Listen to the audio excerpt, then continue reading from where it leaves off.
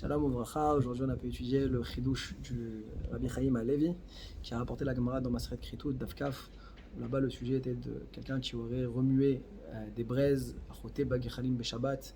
Alors Tanakama il dit qu'on est chayav un seul korban. Rabbi Shimon ben Lazar au nom de Rabbi Shimon, Rabbi Elazar ben Rabbi Tzadok, on est chayav deux fois. Sur quoi porte la marloquette? Alors réellement ici, quand on attise les braises, alors la Gemara a dit, Ravashi dit que c'était quoi son intention? En conclusion, c'est de dire qu'il voulait éteindre. Lui, il veut éteindre le feu, il veut les éteindre. Simplement qu'en les remuant, alors c'est vrai qu'il va éteindre celle du haut, mais celle du bas, elles, au contraire, elles vont se raviver. Donc il va faire en même temps la melacha de Kibouy et la melacha de l'Avir. Alors maintenant, lui, si son intention c'était que d'allumer, alors il est d'avoir chez l'homme Kaven par rapport à l'extinction. Et si c'est d'avoir chez l'homme Kaven, alors maximum, ça doit être juste un issour des Rabbanan pour Rabbi Yehuda, et c'est carrément même moutard pour Rabbi Shimon. Donc ici la question c'est comment comprendre qu'on puisse dire Chayav Shtaim d'après Rabbi Shimon ben Elazar, au nom de Rabbi Elazar ben Rabbi Tzadok. Et bien ça c'est la question que Tosfot pose. Comment ici dire que c'est marqué Chayav? Comment on peut avoir ici un cas de Chiyuv Torah alors que c'est que issour des Rabbanan? Et il va vouloir répondre en disant que ici Behemet on est dans un cas de psychréché. Et que le sujet ici c'est Melacha She'ena Tzricha Legoufa. Et alors, ça aurait pu être une réponse, que c'est ça la marloquette ici Rabbi Rabbi Shimon, et que le davar Shalom Kaven, il n'est pas à comprendre textuellement comme le cas de peut-être que ça va faire la melacha, mais dans le sens de melacha chez Natscha Legoufa. On voit que le Rambam, lui, quand il vient être posé avec la halacha, eh bien, il comprend que quand est-ce qu'on dira qu'on est chayav shtaim pour avoir allumé et en même temps éteint, seulement s'il a eu la kavana des deux. Mais s'il n'a pas eu la kavana des deux actions, alors il est chayav que achat. Maintenant, si on disait qu'on était dans un cas de melacha shenatzcha legoufa, le Rambam par ailleurs il pense comme Rabbi Yehuda dans melacha shenatzcha legoufa. Et donc il aurait dû dire chayav si c'était melacha shenatzcha legoufa. Deux fois. D'accord? Ce qui veut dire que ici, on va voir donc le Rambam, il a compris que le cas de la Gemara, quand la Gemara dit d'avar shalom kaven, c'est le cas de davar shalom kaven classique qu'on a l'habitude.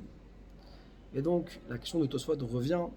Et pourquoi ici on peut dire qu'on est chayav deux fois si on est dans un cas de davar shalom kaven, sachant que c'est un davar shalom kaven donc sur les ilchot Shabbat, et que donc ça devrait être qu'un issour midei Rabbanan. Le Chidouché Chaim Halevi va justement dire que il va falloir nuancer qu'il y a le davar shalom kaven dans Shabbat, il y a dans les shar isurim. Dans le Shabbat, il est beaucoup plus léger, on peut être beaucoup plus permissif. Pourquoi? Parce que Melachet Marchevet Asra Torah. Et s'il n'y a pas la Melachet Marchevet, alors le Issour Torah n'a pas été fait, parce que la Torah a mis l'accent dessus. Et donc même si on a voulu faire l'action, mais pas pour la marchava que la Torah lui attribue, alors ça resterait à un niveau inférieur. Tandis que dans Sha'ar Isurim, si j'ai voulu faire l'action, même si je suis d'avoir chez l'homme Kaven, comme par exemple dans le cas des Harayot, j'ai voulu faire l'action en pensant que c'était ma femme, c'était une femme interdite, une des Harayot. Alors dans ce cas-là, il y a la volonté de faire l'action. Alors sur ça, on ne va pas dire que parce que il est d'avoir chez Kaven, alors c'était moutard et qu'il n'est pas tour du korban. Non, il y aura le chiyuv korban. Et il y a encore un troisième niveau, c'est dans les Issourei Hana'a.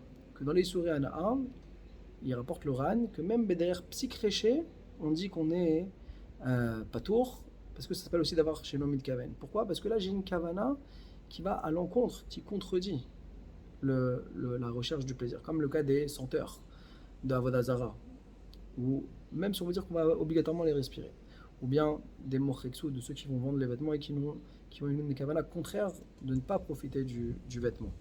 Ou là même derrière psychréché, on dira le concept de davar chez l'homme kaven moutar.